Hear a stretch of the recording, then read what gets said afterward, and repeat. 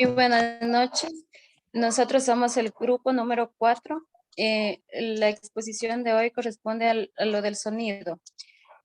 Definición del sonido. El sonido es cualquier fenómeno que involucre la propagación de ondas mecánicas a través de un medio que esté generando el movimiento vibratorio de un cuerpo.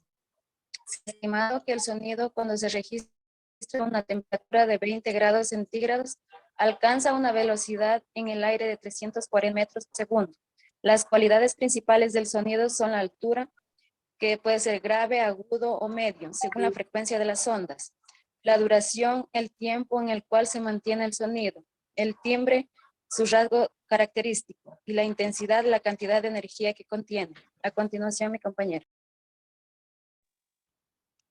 En el sonido podemos encontrar lo que son las funciones, la función ambiental o descriptiva, que es aquella que va de fondo en medio de los diálogos, como por ejemplo en una noche, el sonido de los grillos acompañaría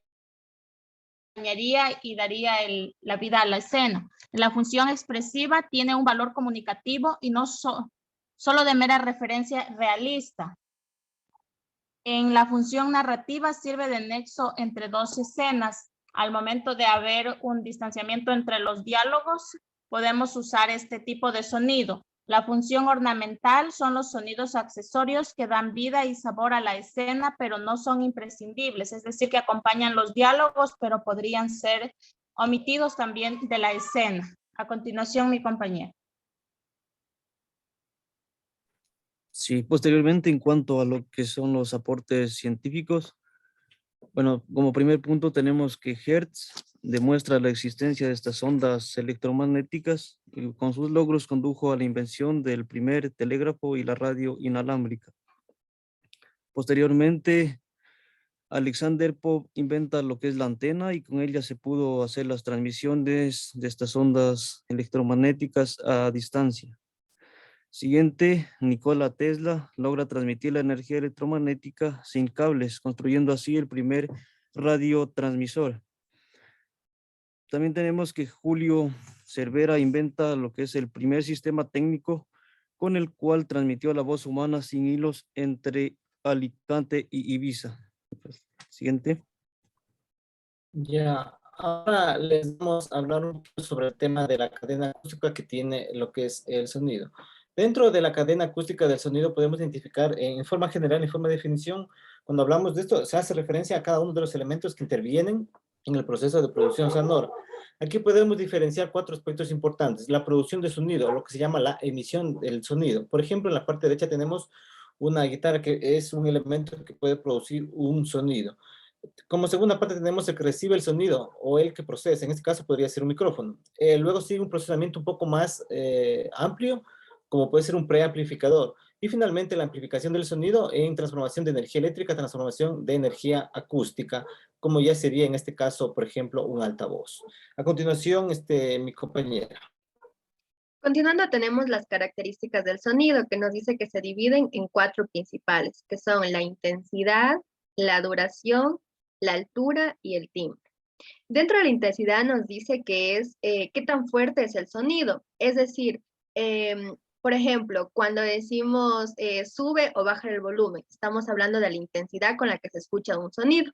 Continuando, tenemos lo que es la duración. La duración es el tiempo desde que percibimos el sonido hasta cuando lo terminamos de escuchar. Por ejemplo, cuando una persona está interviniendo, un silencio, ya dejamos de escuchar el sonido, esa sería la duración. Continuando tenemos la altura.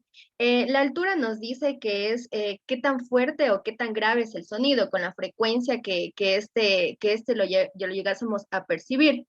Y por último, en las características tenemos el timbre. El timbre es la cualidad que nos permite distinguir a los sonidos. Por ejemplo, el mismo sonido o la misma nota musical tocada en violín y guitarra va a sonar diferente. Si escuchamos en el violín la nota A y en la guitarra la nota A, en el violín va a sonar mucho más fuerte. Continuando, mi compañero. Sobre los micrófonos y usos, nosotros dentro de lo que es el sonido tenemos tres tipos de micrófonos. El primero sería el micrófono unidireccional, el cual, como dice su nombre, solo captura el sonido desde una sola dirección o desde un solo lado. Bueno, estos también se dividen en tres tipos de micrófonos unidireccionales, que serían los micrófonos cardioides, que son muy sensibles a los sonidos, y que solo recoge sonido de parte frontal, más no de la trasera. Tenemos también el supercardioide, que en ese caso recoge la información de parte frontal y tiene un poco más de sensibilidad en la parte trasera. Y el micrófono hipercardioide es de la misma manera, recoge el sonido de parte frontal y tiene mucha más sensibilidad que los anteriores dos micrófonos unidireccionales en la parte trasera. Nos dirigimos a lo que es los micrófonos bidireccionales. Estos micrófonos se utilizan para grabar desde en dos direcciones. Son equipos de grabación de alta calidad. Igual, estos micrófonos se los puede utilizar en los duetos, en las grabaciones en estéreo, pero que poseen una poca frecuencia a grabar instrumentos cercanos, así que no es tan recomendable para grabar en estéreo. Y la última que serían los micrófonos omnidireccionales. Estos micrófonos recogen el sonido en 360 grados o sería el diagrama polar. Bueno, esto capta todos los sonidos de donde llegan. Bueno, además de estos micrófonos son los más utilizados en radios y estos micrófonos se utilizan con los instrumentos acústicos con sonido ambiental en las entrevistas o videos, en las orquestas y con los coristas y en formaciones, haciendo referencia a los instrumentos formados en círculos y con la cantante en la mitad. A continuación, mi compañera. Ya para finalizar, tenemos los planos de voces. Nos dice que la intensidad con la que nos llega un sonido a nosotros y la distancia de lo que está la fuente del sonido con respecto a esta intensidad hace referencia al tema que vamos a tratar el día de hoy. Para empezar, tenemos 5 planos de los cuales les hablaré. Como primero tenemos el primerísimo primer plano o también denominado PPP, donde nos dice que no tiene una excesiva intensidad. La cercanía de la fuente hace que llegue el mensaje de forma muy clara y muy nítida. Por consiguiente tenemos el primer plano o también denominado PP. Nos dice que la fuente sonora está muy cerca del sonido y esta permite que el mensaje llegue con una intensidad bastante elevada, lo cual hace que obviamente el mensaje que se vaya a transmitir llegue de forma clara.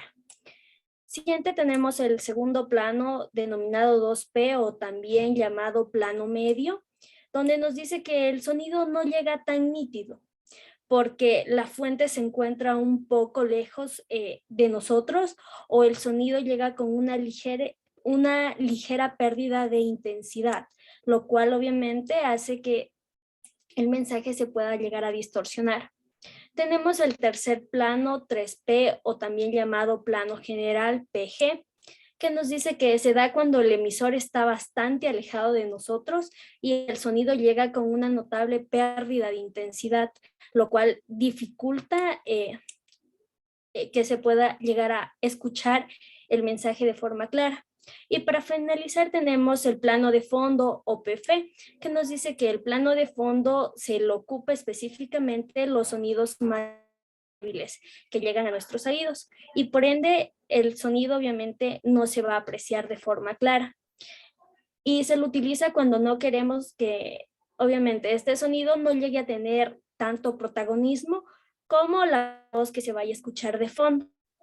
Esta ha sido toda la presentación del grupo número 4 con el tema el sonido de la materia de Radio 1. Agradeciendo mucho la participación de cada uno